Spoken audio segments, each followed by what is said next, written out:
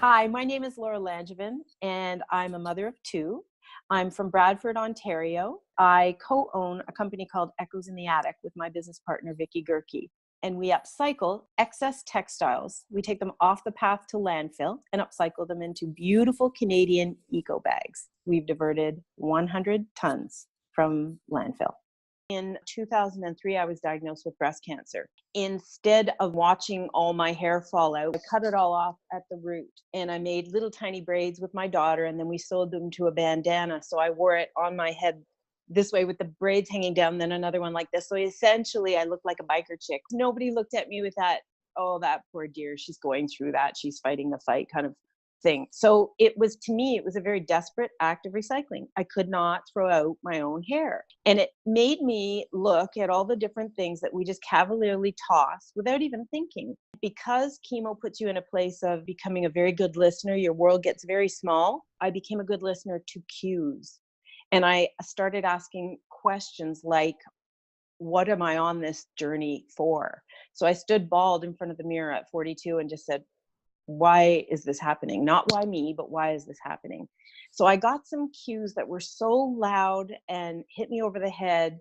And maybe in another prior life, not being so quiet, I may not have heard them. Cancer really proved to me the kind of quality of marriage that I was in. I was in a very stressful marriage.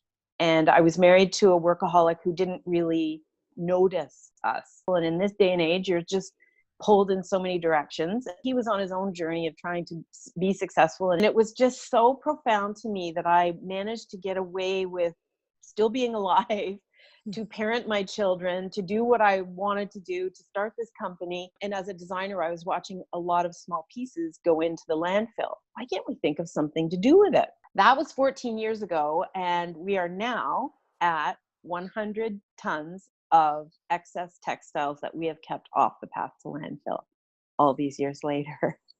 It's not dumpster diving. Not that I'm above that. Like, I love a good curbside find. But we go to designers, the front end, and we go into their places and take what's left over that's still brand new and just left over. We were just running out in year 2 of fabric, and we thought, well, that was a good gig. Like, what do we do now? Because we have no more fabric. I got a call from a guy in North End, Toronto, and he said, I'm getting rid of 2,000 pounds a day. Would you like it? I can keep you in business for years.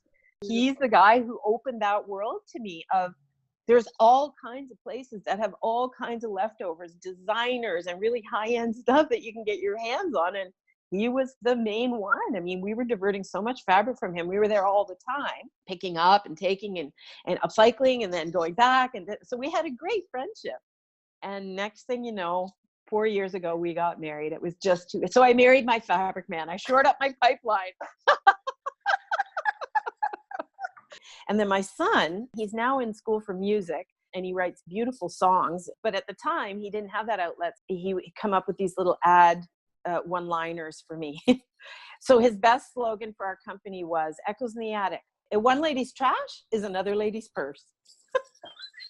So he was 9 when he came up with that. What I've always said to my children, find what makes your heart just go pitter patter, that you just love, whatever that is. If there's something that is a focus that you always come back to, rolling it around in your head, there is a point where you just gotta dive off the diving board.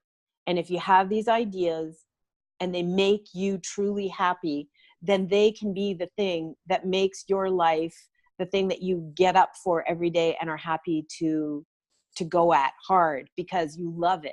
And no matter how many hours you work in a day, it's going to be great because you love doing what you do.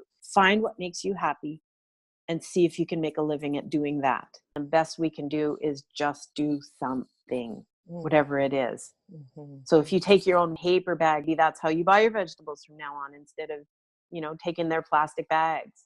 They're all small decisions until they add up together to be a huge movement.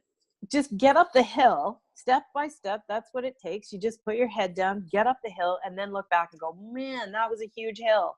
And that's how I got through chemo, and that's how I got through radiation, and that's how this business has worked. Every single day we do a little something, and now it's led to 13 years later doing a diversion of 100 tons. How do we do that? Well, we did it every single day, day by day, one step at a time, one bag at a time. If you can cast your vote with your dollars, to not vote for companies that are buying more of that on rolls, brand new, and injecting the planet with more of it. It's not what we want for our planet. We don't want this stuff, more of it injected into the planet. So what our job is to reclaim as much of it that is left over, headed to the landfill as we can, and upcycle it into a new use so that it doesn't hit the landfill. We don't call our customers, we call them friends, and we have friends all across Canada now. It's what happens in that Girl Cave needs to go out into the world and happen everywhere, because it's unbelievable what women will come in and tell me, because they know that I've had vulnerable times in my life, you know, going through divorce and cancer and all that kind of stuff is the real world. That's what women endure all the time, and way worse.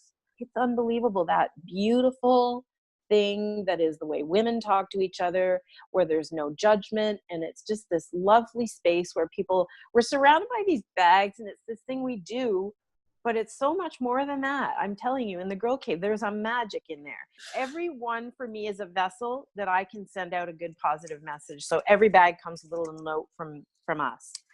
And this is the last line of it. It says, choose green, pay it forward, live on purpose, change the world one responsible decision at a time. And that's what we stand for.